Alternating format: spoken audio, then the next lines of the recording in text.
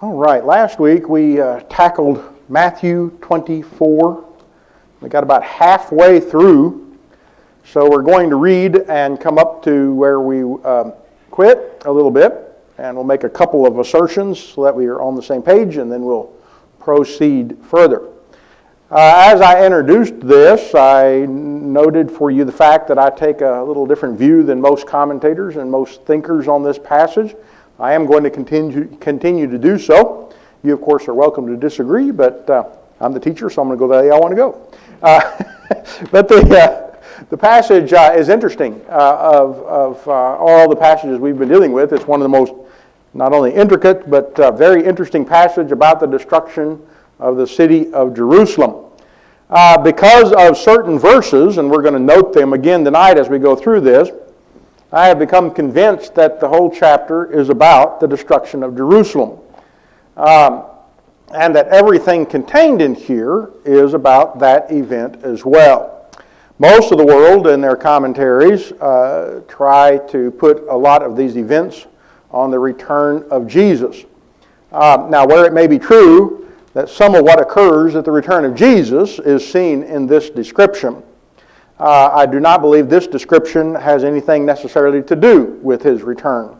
It is to do with the destruction of the Jewish system beginning in AD 70 and culminating in 100.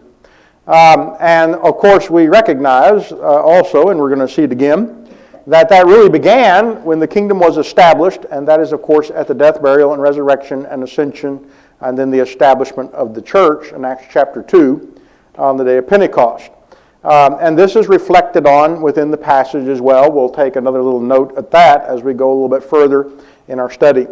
So we're going to reread these first verses here, beginning in verse 1, just to kind of recap, because it helps us when we proceed, to the rest of the chapter. And I'm going to stop and make just a couple of little things just to kind of keep us all on the same page as we then continue. Otherwise, it becomes a bit disjointed. It's very easy to get disjointed in this passage. And I think that's probably why a lot of people misinterpret it, is they get very disjointed about it. Now, there's other reasons besides the ones I'm going to cite here. We will note a couple of reasons why I think it's all about Jerusalem when we read Mark and Luke's account, which are almost identical to this, but they contain a couple of interesting little thoughts that help us understand some of what we're looking at. So we will touch on those when we read them. Jesus left the temple and was going away when his disciples came and pointed out to him the building of the temple.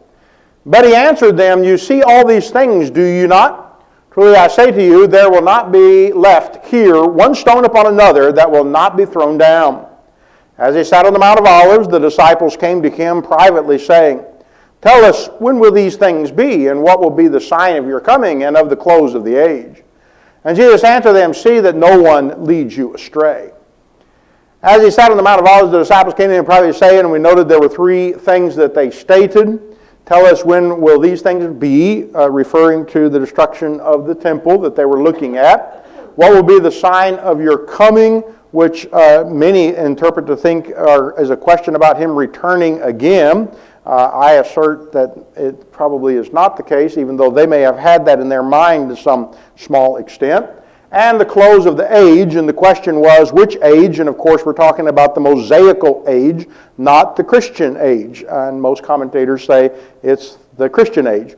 So we are looking instead at the age of Moses concluding, and part of the conclusion of it, beyond the death, burial, and resurrection and the fabrication of the Lord's church and the kingdom, is that the Israelite system of the Mosaic would come to a close.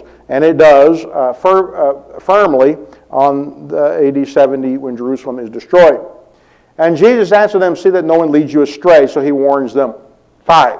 "For many will come in my name, saying, I am the Christ, and they will lead many astray. And you will hear of wars and rumors of wars. See that you are not alarmed, for this must take place, but the end is not yet." I attribute the fact that when he says the end is not yet, it's talking about the destruction again, not about the coming or his return. "For nation will rise against nation, kingdom against kingdom, and there will be famines and earthquakes in various places." So the rumors have always been. Every generation has them, and it goes from generation to generation. Theirs is none different than any other. The idea of kingdoms coming and falling, and wars and famine, etc. All these are but the beginnings of birth pains. Then will I deliver you up to tribulation and put you to death, and you will be hated by all nations for my name's sake. That verse 9 is a statement about the apostles, and that's exactly what transpired, is that they were delivered up to great tribulation and they were killed. Of course, John is probably the only exception, and Jesus makes that exception himself when he talks about John.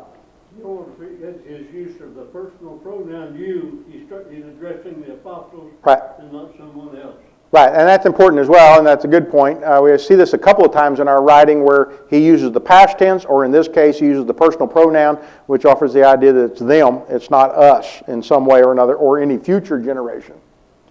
And then many will fall away and betray one another and hate one another. And many false prophets will arise and lead many astray. And because lawlessness will be increased, the love of many will grow old. That kind of a statement might apply to all kinds of situations, which might be true in this particular situation because of what is transpiring in Palestine, what was transpiring in Jerusalem, and what was transpiring with the Christians. This statement becomes true. They were hated by their fellow brethren and such as well. And we're going to see even more about the Christians that are being warned here as we proceed through Matthew 24. But the one who endures to the end will be saved, and the gospel of the kingdom will be proclaimed throughout the whole world as a testimony to all nations, and then the end will come. We already noted, I had added last week several passages that showed plainly that in the first century, the Apostle Paul and Peter said, we have spread the message to the entire world. So the idea of this being fulfilled is in the first century. That was their commission, go into the world, not just here or there. Now, how did they do that? Well, of course, we cited one example we have, and that's Philip, who talks to the eunuch, and then the Spirit moves him on. So the idea that God could transport his people wherever he needed them seems to be apparent in the example of Philip. How he did that, I have no idea. There's no example beyond Philip that I'm aware of. But at the same time, we recognize that this was the commission. Even in Acts chapter 1, which we also looked at very briefly, when they asked about the kingdom being established, Jesus talked to them about this, and he says, you will be my witnesses to the end of the earth. It's not just into Palestine or the end of that area. So that was their commission. So when you see the abomination of desolation spoken of by the prophet Daniel standing in the holy place, let the reader understand. Then let those who are in Judea flee to the mountains. Most of the time, the commentators are pretty good about this because they talk of the abomination of desolation as being the Roman legions. And they came and they did just what those two terms mean. The abomination was what took place in Jerusalem by the hands of their own people, and the killing of their own children and others, and eating their own people. The abominations and violation of the Old Testament was done by the Jews themselves, and then the desolation was what the Roman Empire did to the city. There was nothing left at all. In fact, the temple, which they were actually commanded to preserve, ended up getting burned as well and totally destroyed as the soldiers collected the gold that melted off of all of the articles in Herod's temple, and there was not a stone left unturned. And so then he offers the warning that the Christians should, of course, flee to the mountains. He's going to continue this as he discusses this further. Let the one who is on the housetop go down, not go down to take what is in his house. And let the one who is in the field not turn back to take his cloak. And alas, for women who are pregnant and for those who are nursing infants in those days, pray that your flight may not be in the winter or on the Sabbath. Here we have a couple of interesting little things. One, we can recognize the urgency. So when they see this, don't go back for something, run, because you don't have much time. And historically, that's exactly what they did. When the Christians realized by the signs that Jesus had given them and that the church obviously had discussed, when they saw the legion, we know historically that for, it's kind of a known reason and not a known reason, but whatever reason, the Roman legions backed off a little bit while there were some scuffles amongst the Roman leadership, etc., and allowed the Christians to escape. So when Jerusalem was totally destroyed, there were no Christians present in the city at all. So we have them escaping. What are they to do? Only take what they got on. Nothing else, leave. Don't even worry about it, just let it go and escape. So that's exactly what they did. 19 and 20 are kind of interesting, and I think I didn't really emphasize this very much, but I want to, because it helps us with what is said in just a minute as we continue in chapter 24. Did Jesus know the exact moment of its destruction? Is an interesting question. He says here he hopes that it's not in the middle of the winter or on the Sabbath. Now, I reflect on that a little bit. On the one hand, I think to myself, well, of course the Lord knew when something was exactly going to happen, unless there was some reason for him not to. And if he knew the exact date and time, then why go to the fanfare saying, watch these other signs, because here's the date and here's the time, and you leave the city at this time? You know, he didn't do that. He didn't give them the date or the time that the Romans would actually do their destruction, or even when the lull would take place. He used signs that they would see, like the legions and what's taking place, to instruct them then to leave. So I want to, with that, let's play with that just a little bit in our mind as we work with that, to see that maybe there was a reason, or maybe there was some reason, that Jesus was not privileged to the exact moment of it, but that it was going to occur within the framework of God's destruction of it. Now, I'm going to lay that out there a minute. I know I see Martin going, I'm thinking about that a minute. Let me substantiate that further as we go a little bit longer in our passage. But at the same time, I think that there's some reason by the statement here to recognize he couldn't give these pregnant women the information that they may want. He hoped that it wouldn't. Now, at the same time, we know historically it didn't. So it didn't happen in winter, and it didn't happen on the Sabbath, so they didn't have any problem fleeing from the situation. So we have that also as evidence that occurred. Maybe Jesus did know more about it than he's describing, but he seems to use this particular language to describe how they're going to know when to leave. You want to say anything right now, or you want to wait till I get up to it? Go ahead. He's making them understand what's going on. True. I don't see that you didn't know. He does know. Well, and that Out of their ignorance. Yeah. They better be praying. And then you better hope that they're not going to be doing this when it's winter or the church says, Okay. those kids were ripped from the women. Yep. They were eaten. Yep. Women eating their own kids. Yep. Families eating Yep. kids. Well, and they were stuck with the days Yeah. off. Sabbath. right. So see, these people are thinking, okay, what's going on and why can't I? You know, the other interesting question is about the Sabbath is if you were a Christian, you weren't observing it anymore anyway.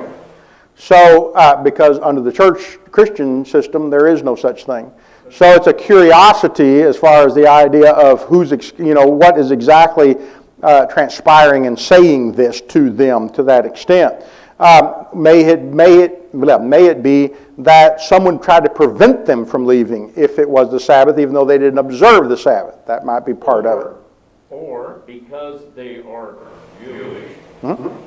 Some were still observing. They're still observing. Absolutely, true. And that's the other problem. Yeah. Okay, you're going to be stuck between following and then following what the law says. Yeah. Correct. And that's also the catalyst of how it comes to a conclusion. It comes to a conclusion where you've got to choose. Those who chose to try to maintain the law died in the city. Those who decided that, okay, Christianity is what's right and more accurate, then we're flee, according to the Lord's words. Anyway, I'm going to come back to that. I just cut that on the memory, because when we get a little bit further in 24, there's another statement that I think actually applies here. It may still not answer our question fully, but I think it applies to what is said right here to some small extent. For then there will be a great tribulation, such as not been from the beginning of the world until now, no, and never will be again. And if those that had not been cut short, no human being would have been saved. but for the sake of the elect, those days will be cut short. So the idea of cutting something short, it appears that God, in God's ultimate knowledge, He was in some way behind what transpired. So the Romans pulled back, the Christians were allowed to leave, the Romans then encircled and destroyed Jerusalem, and they did it all in 5 months. So it was quite an amazing feat for them to achieve in that period of time, according to history. Yet this also offers the idea that the Lord's the one that cut it short. Now, how He did that, is like a lot of things. Even in the Old Testament, He uses people and He uses them in a unique way, and they are susceptible to His, His forces of desire for what is being transpired. Pharaoh was that way when the people got released. Cyrus was that way as predicted by Isaiah, and so on. Other leaders fall into suit as well. Roman Empire was being employed by the Lord as well. I think it's interesting about the statement there about cutting things short. Yeah. And it would never be seen as then. Okay? Well, there are such great tribulations, such as not occurred since the beginning of the world until now. You took a look, take a look at the Russians trying to fight off the Germans in Leningrad, and it was a statement. It was the same thing. Yeah. Yeah. Now, it's this area going must have been more hideous than what I've read about the Russians. Well, and that's an interesting question. I don't know that we could come to a decisive answer, but for a religious people who were so arrogant in their religion toward the law of Moses to perform the atrocities before God, I think we're looking at what we're talking about from God's own viewpoint, that what they did as the chosen people, which is what they were supposedly supposed to be, though they weren't any longer at this time of the destruction, we have such hideousness come before God. And they were supposed to be God's chosen people. So I think in that context, the statement remains absolutely true. How would you translate it into something else? What would God's people have to do in a modern age, the true church of Jesus Christ do in a modern age, to be more hideous than this? That would be part of the interesting question. There have been atrocities, whether you're talking the Germans one side or whatever, that have happened over and over. More people have died than died in Palestine during this period of time on different occasions in our history. But from God's perspective, here you have people who claim to be His and following Him, and what transpires? You see, they dropped all of their religious behaviors, and all of their morality went out the door when the end came. And so it was so bad. There was one account I was reading from Gibbon's Roman Empire that Titus came and visited afterwards and threw up. Right. And Titus was one of the commanders that was battle-hardened all through the Roman Empire. And yet he comes into Jerusalem and sees what they did to themselves and is sick. And that's part of the reason why they burned the whole city, because there was not much left to do with it. It was so bad. So to have someone like him, especially, who's seen this, be that way, that's really amazing in its own right in such a situation. Then if anyone says to you, look, here he is, the Christ, or there he is, do not believe it, for false Christs and false prophets will arise, perform great signs and wonders so as to lead astray, if possible, even the elect. See, I have told you beforehand. So again, he has the warning. We already talked about that. So if they say to you, look, here he